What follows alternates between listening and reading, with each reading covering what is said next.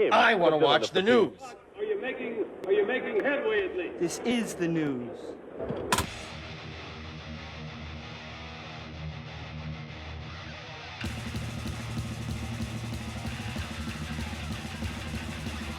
Schmack-a-ma-gob, it's time for the only news that matters. And Triumph's Rick Emmett names one thing that made early Van Halen records special. Explains what the band was all about. Some record producers set up a few mics in the studio, dial in a few satisfactory tones, hit record, and then let the artist do the heavy lifting from that point on. Other producers take a more heavy-handed approach and even offer suggestions concerning songwriting and how the recording should sound.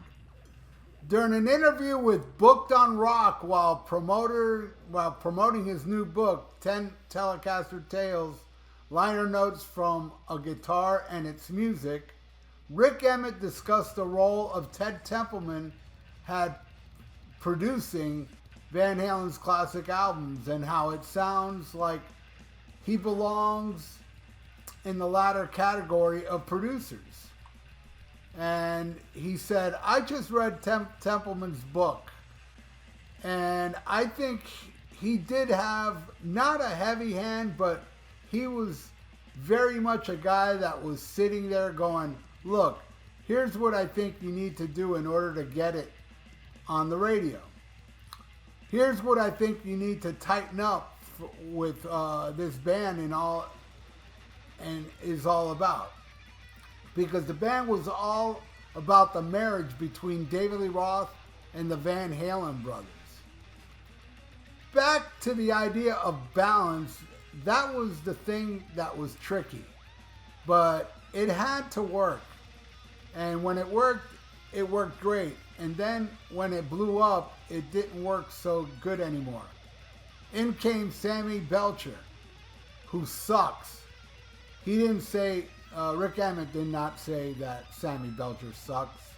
That was me that said it. Anyway, and for a while, that worked great. I think Ted Templeman was a guy that could see, this is how I balance these two volatile, very aggressive, high energy kind of components. Templeman was good at that. He made those things happen.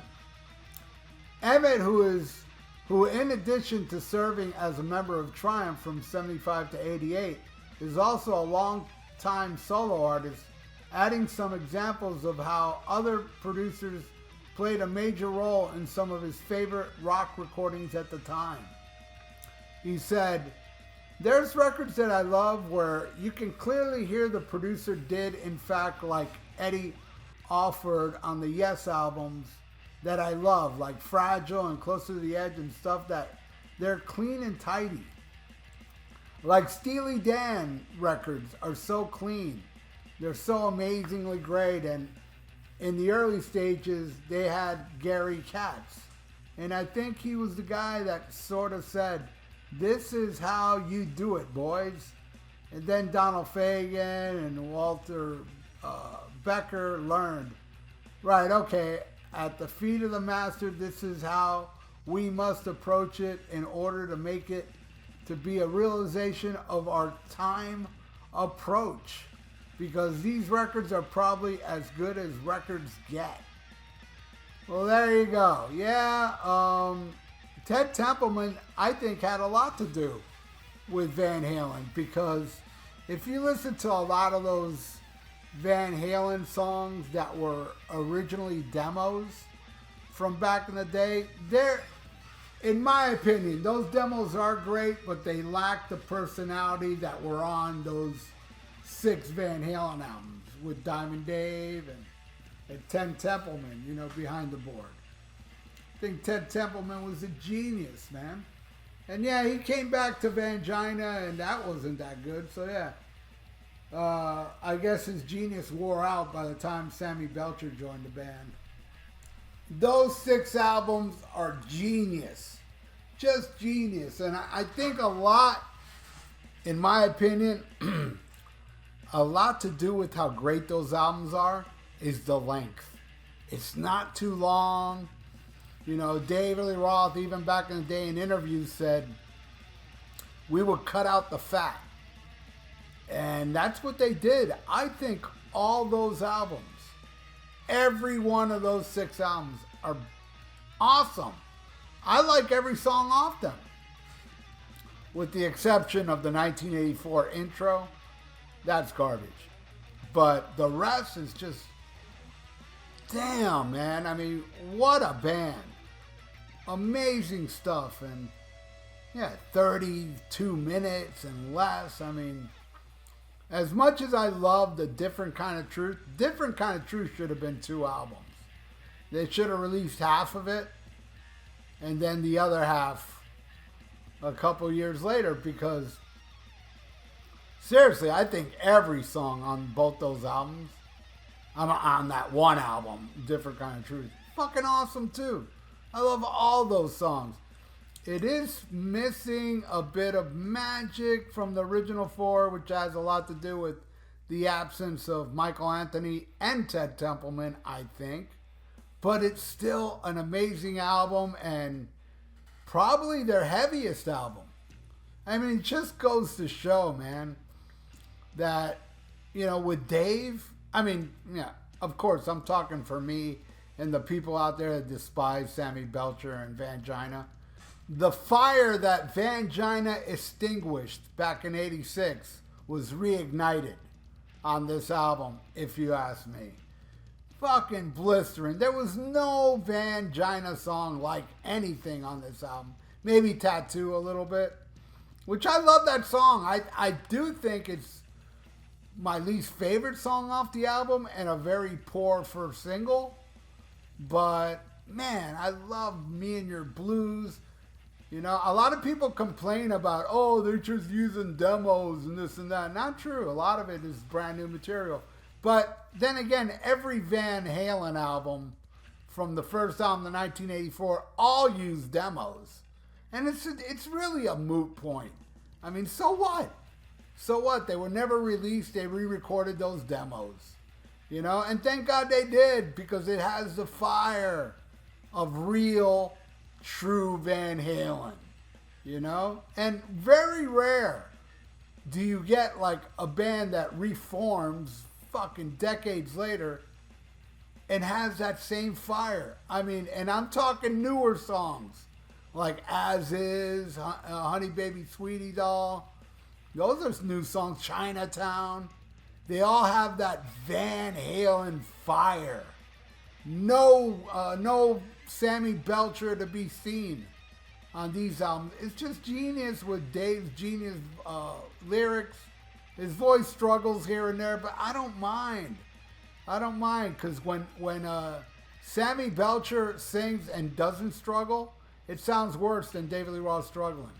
In my opinion, that's nails on a chalkboard. I can't stand Sammy Belcher. And for those that say, oh, he's a better singer, you know, no, he's not. Oh, because he can hit higher notes and he's got a stronger voice. Yeah, but that voice is annoying, man.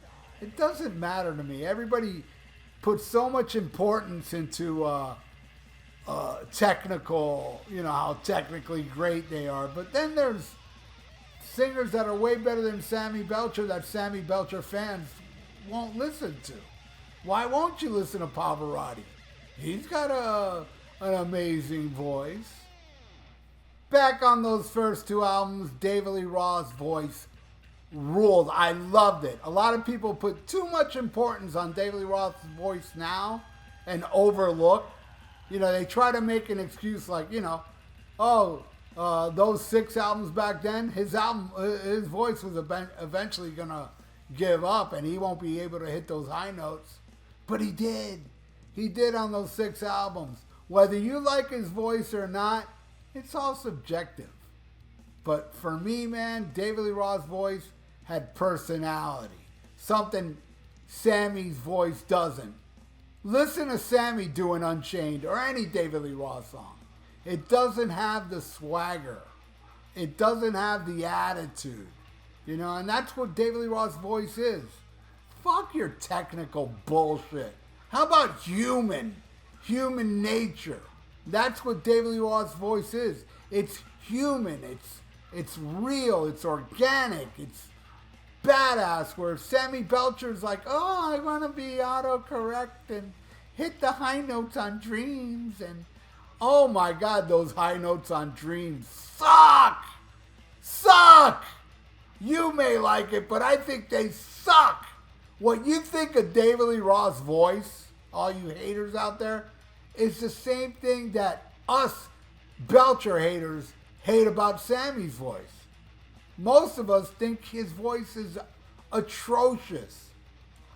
Seriously, I'm not lying and trying to be funny here by saying I would rather listen to Yoko Ono. I really would. But there you go, man. So, yeah, I guess I went on a tirade. But yeah, Rick Emmett, what do y'all think? Ted Templeman, I think, had a lot to do with the sound. Maybe not the songwriting, but the sound and stuff. But what do you all think? Leave it in the comments below. And thank you so much for watching the only news that matters. Please subscribe to my channel if you haven't. Ring that little notification bell. And could you please like the video? Yeah, just press that little thumbs up, because that'd be really good for the YouTube algorithms. So stay frosty, listen to Black Sabbath, and smack 'em on gob. Farewell and adieu to you fair Spanish ladies. Farewell and adieu, you ladies of Spain. For we've received orders for to sail back to Boston. And so never more shall we see you again.